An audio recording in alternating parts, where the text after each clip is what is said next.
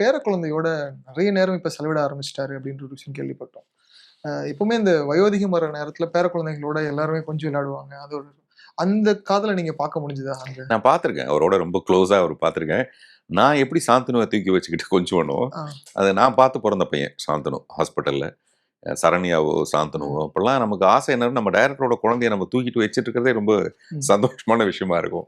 அந்த மாரி இப்போ எப்பவுமே ஒரு அப்பாவுக்கு வந்து பையன்கிட்டயும், பொண்ணுகிட்டயும் நெறைய எதிரலைகள் இருக்கும்.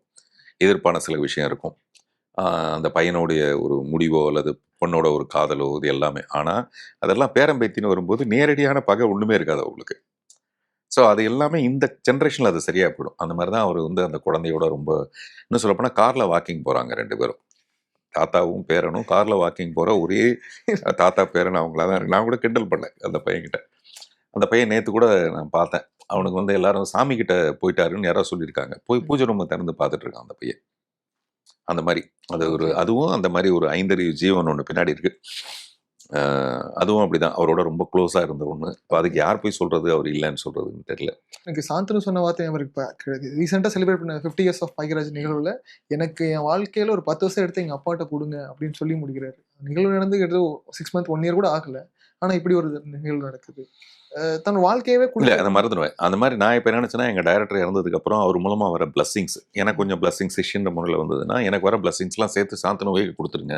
ம். இப்ப கொஞ்ச நேரத்துக்கு முன்னாடி சொல்லிட்டு இருந்தேன். அது எல்லாத்தையும் சாந்தனுக்கே குடுத்துருங்க. ம். சாந்தனுவோட வளர்ச்சி ஒரு அபாரமான வளர்ச்சியா வர்றதுக்கு, ம். ஒருவேளை எனக்கு கொஞ்சம் வருது. அந்த எனக்கு வர அந்த சொத்த பிரிச்சு குடுத்தாங்கன்னா கொஞ்சம் வரும்ல.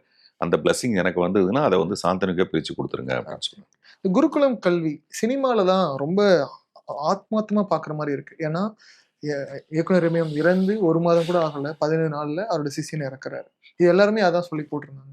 ஒருத்தர் குருவுக்கு எவ்வளவு உண்மையா இருந்தா, அவர் வாழ்க்கையில உயிர் நீக்கிறது கூட குரு இறந்த அதே மாதத்துல 17 நாட்கள்ல இறந்து போறாங்க. இது சயின்டிஃபிக்கலா இது யோசிக்கிறோமோ பொதுவா இல்லையோ, கணவன் மனைவிக்கு எமோஷனலி வி கேன் கனெக்ட் அப்படின்னு ஒரு விஷயம் தோணுச்சு. இல்ல கணவன் மனைவிக்கும் அத சொல்லுவாங்க. இல்ல அ, சில யானைக்கு சொல்லுவாங்க. ம். யானை பாகன் இறந்து, அடுத்த 4 நாளையில 1 வாரத்துக்குள்ள அந்த யானை இறந்துரும். அந்த மாரியான நெறைய ம். விஷயம் இருக்கு. நான் குருன்னு சொல்றது பாக்யராஜ் சார் மட்டும் இல்ல. பாலச்சந்தர் சார் வந்து இறந்து கிட்டத்தட்ட 1 1/2 மாசம், 2 மாசம் ஆனதுக்கு அப்புறமேல அ சென்னை ஃபிலிம் ஃபெஸ்டிவல்ல எனக்கு ஒரு விருது கிடைச்சது. அத பத்தி நான் பேசும்போது இதே மாரி ஓன்னு அழுதுருக்கேன் அப்போ. அவருடைய அவர் மட்டும் இருந்தாருன்னா, அவரு தான் முதல்ல என்ன அப்ரிஷியேட் பண்ணியிருப்பாருன்னு. பாரதி ராஜா இறந்தப்போ கூடவே நான் மதுரை வரைக்கும் போறேன். அவரு மண்ணுக்குள்ள வரைக்கும் போறாரு. நான் மதுரை வரைக்கும் போறேன் நானு. இது வந்து மறுபடியும் அதே தான் குருகுலம் தான். அது வந்து ம். என்னுடைய குருவோட குரு அவரு. ம். பாலச்சந்தர்ன்றவரு என்னுடைய சினிமாவுக்கே குரு அவரு தான். இவ்வளோ பேருக்கும். ஸோ இவங்களெல்லாம் வணங்குறதின் மூலமாக, இவங்களெல்லாம் அப்படியே நினைக்கிறதன் மூலமாக, அது எனக்கு ஒரு சுபிட்சம் தான் குடுக்கும்னு நான் நம்புறேன். அந்த ஓகே. மாரி.